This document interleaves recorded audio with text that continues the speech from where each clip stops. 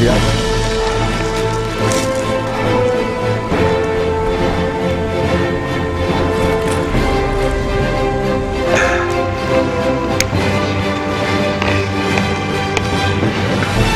Estem penjats un chorizo.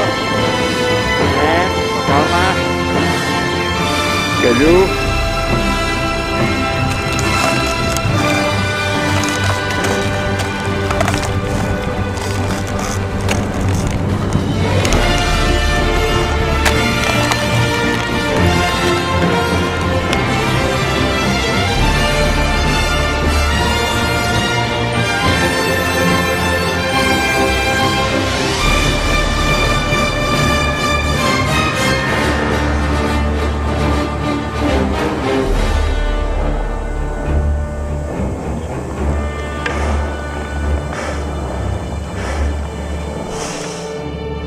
A les 4 de la tarda ens va caure una llau de gel, ens va trencar la tenda de campanya, ens va trencar l'esquena, el cap.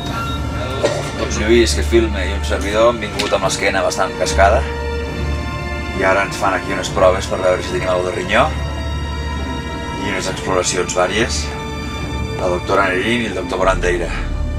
O sea que tener médicos en un campamento base es un lujo. Lo que no es un lujo es probarlos, pero bueno, ya que están, tots són contusions i cops interns, i ara aquí pues, amb la doctora Nerín estem mirant que no tinguem cap cosa malament, perquè la veritat és que un servidor no es troba massa bé.